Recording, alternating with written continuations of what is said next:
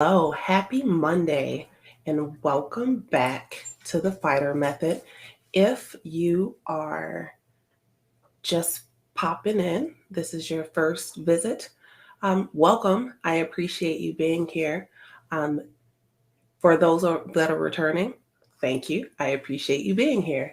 Um, so, I want to talk a little bit about what all is going to happen this week. So, last week's live series, we were talking about chronic pain and inflammation. Um, this week's live series, we're going to talk about stress and how it affects your body, right? So, all throughout the week, we're going to talk about stress and how it affects you. And then we are going to um, have some fun tips. And I even have some freebies for the end. So stay tuned for those. So let's dive in to stress. Stress is the thing you can't avoid. It's everywhere, right? You can't remove it completely from your day because it's inevitable that you're going to find something that is going to poke the bear, right? We're human. It's human nature. A little bit of stress is a good thing. It kind of keeps your, nervous system, your whole neurological thing on their toes, right? So that you know everything's working correctly. But, so that's a double-edged sword. But chronic stress or stress that you hold for a long period of time, right, can cause a ton of damage on a lot of things in your body. And so it can also contribute to the development of some mental health, disorders, depression, anxiety, those things, chronic fatigue. My fun cup today. Yay. So pandas are my spirit animal. If I could be anything in the world in my afterlife, I would be a panda. That's just a fun fact for me. I have some of my friends in the sanctuary with me. So, hey, Chris. So, continuing with stress and how your body responds, right? So, what does chronic stress feel like? So, in order to even begin to understand what chronic stress feels like, we have to understand what the natural, normal amount of stress response is like. So I'm going to walk you through a scenario from start to finish of what a normal stress response feels like. And then we will talk about what happens when you have an overabundance of the normal stress. When does normal become abnormal? So the start of your stressful event, you encounter something that you perceive to be a threat, right? It could be, you could be on the fence about whether or not it's real or if it was something imagined, physical, mental, emotional, all of those things, right? So you perceive a threat. Your tiny, tiny, tiny region in your brain base, your hypothalamus, hypothalamus, there you go, is there. And it kicks into gear. It's like, oh no, alarm in your body. It's all systems go, right? After all of that happens, your adrenal gland starts to just pop out all kinds of stuff because you are officially in your fight or flight, right? Then your cortisol levels shoot through the roof, which increases the glucose in your bloodstream. Your brain's use of glucose is kind of important, but okay, that's for another day. But all of those things, then the threat is over. So you're starting to come down off of that fight or flight. The wall is coming back down, you're back calm. Now, what happens when your normal amount of stress goes into overdrive? So long-term stress on your body,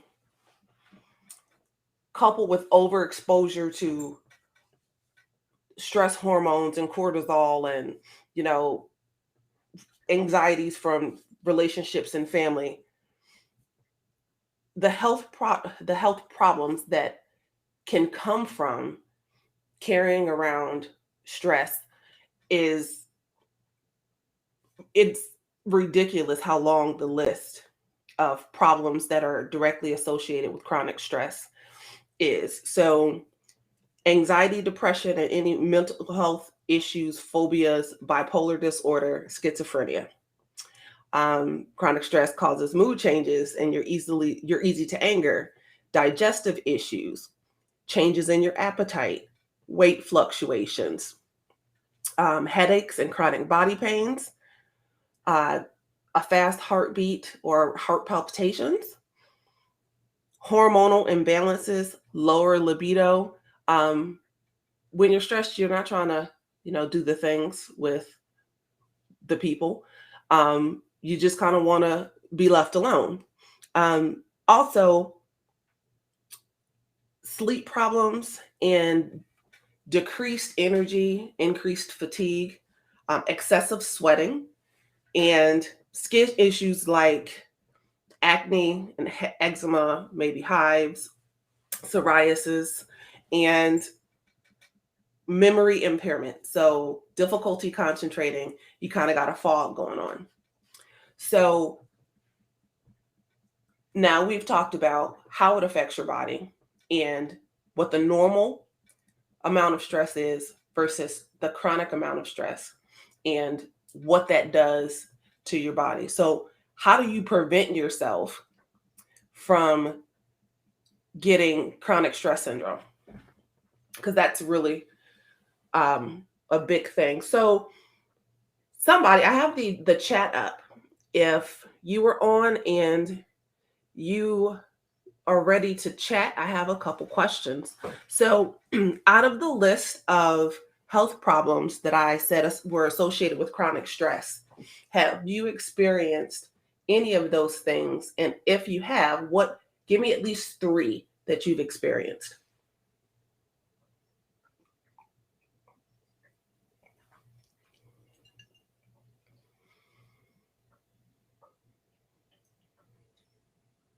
Bueller? Nothing? Okay.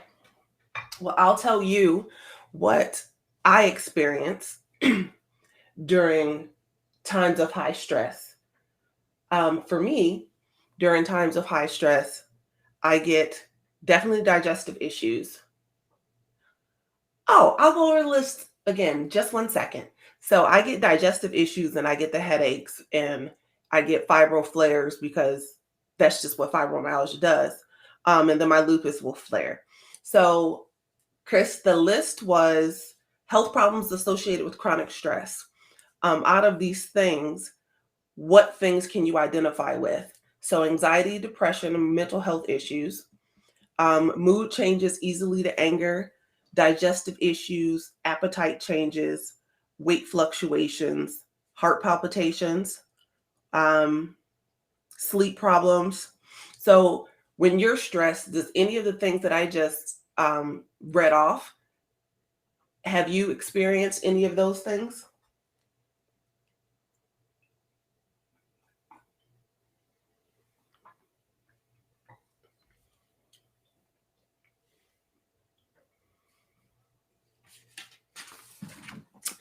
Okay, so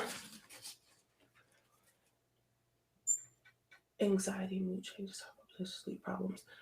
So that's super common. And then with all of those things combined is like the perfect storm for your body. So you'll notice that because your sleep problems are all you have sleep problems and your anxiety, you're always in like this high alert state of anxiety, it does affect your mood. It affects your mood because you can't sleep, and you can't sleep because you can't shut your brain off. And so it's a vicious circle. The importance is identifying what your triggers are so that you can better deal with how you perceive stress and how you deal with it, working your way through, right? So we were talking about ways that we can prevent chronic stress syndrome, right? And so I want to make sure I didn't miss anybody. Okay, so chronic stress syndrome is, it's like if you ever had like a muscle spasm, that is what chronic stress syndrome feels like. It feels like a muscle spasm, and you're always like this, like knotted up. How do you identify triggers? So normally you know the situations that normally get like a rise out of you. And so if you're a creature of habit and you don't like for things to be out of order or change, and you're very methodical, it's difficult because if one of those things is off, it'll turn your somewhat good day into a really bad day because you're used to doing things in a specific order. So no, if that's just an example. So me knowing that about me, let's just hypothetically say it's me knowing that about me, I ask myself, okay, why am I really, so spun up? And then I ask myself, is this going to matter 5 minutes from now? Is it going to matter 3 days from now? Is it going to matter next week? If the answers to those questions are all no, then you do some cleansing breaths and you let it go, because if you don't and you hold on to it, all you're going to do is cause yourself a slew of unnecessary symptoms and very unpleasant nights. Did that answer your question? I hope it answered your question. So let's talk about some ways that you can manage stress and prevent chronic stress syndrome. So I just told you about learning how to recognize what your signs and symptoms and triggers are. That is the first thing and most important thing when it comes to preventing chronic stress syndrome, right? Obviously, the triggers vary from person to person, and that is a thing. And that's fine. So what bothers me and what bothers anybody else could be drastically different. So I have severe OCD issues. I want certain things like on my desk the way I want certain things on my desk, right? And so there could be someone else out there that is the same, but we're very, very different in what our triggers are. So things being out of order on his desk wouldn't bother him, but things being out of order on my desk bothers me. Okay, so the second thing is identifying what your personal triggers are so that you can separate those triggers from, personal stress and possible work stress. Once you get a good grip on how you handle stress, things get a little bit better. So once you got the ball rolling on, let me identify, okay, here's a trigger. I know it's going to set me off. I just need 3 minutes, 3 minutes of cleansing breaths, put your mind somewhere else, and then you rework the problem. Because within that 3 minutes, as you're calming down, you could find yourself thinking, okay, so I got spun up for nothing. So, but that's part of working through the whole manage my stress and prevent chronic stress syndrome. Okay, so after you've learned which triggers are, you can bring yourself down. It's going to improve your sleep, which is great. because your body will start to relax. It will start to trust you again. If you're always tensed up because you're carrying around so many things, your body gets to a place where it doesn't trust you. And so it'll stay this way because it doesn't trust that it can relax, period. So, anywho, that brings us into practice relaxation techniques. It doesn't have to be 30 minutes. It could literally just be 3. It could be 2 minutes. It could be 30 seconds. There's no time limit on what relaxation techniques you use to help calm you down. And then mindfulness. I know it seems like a buzzword all over the internet, but mindfulness is a real thing. And it allows you to be present, even if just for a moment, you're present in that you're not thinking about all of the 1,000 things that you have going on. You just allowed yourself that 3 minutes, to 5 minutes, to 10 minutes. It could be long enough to drink a cup of coffee or tea or none of the above. You could just be sitting with yourself. But mindfulness is important. And there's no right or wrong way to do it. What works for you works for you. So, and then your diet. What you put in has to come out. So crap in, crap out. And that just causes a storm inflammation wise in your body. So now you end up with severe inflammation from a poor diet. Then you can't sleep and you're stressed. And now your body hurts. So it's a sticky wicket and very important to navigate through the things that kind of pokes the bear. Okay. Give yourself one thing. If that's just going on a date with yourself, give yourself the one thing. If it's buying yourself something or taking yourself somewhere or a class or a hobby, have that one thing so that you know that is your safe space of stressless environment, right? But allow yourself that one thing where it's just you.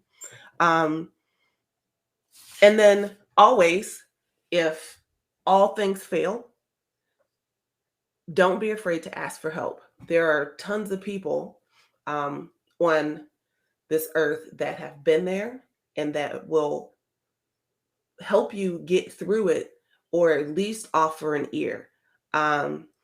So I have one last thing. I have a essential oil blend for busy schedules and things that you can just do super quick, and it's for stress relief. Now, the first person to type I want it, we will post it this evening, and you too will have the recipe for the stress reduction essential oil blend.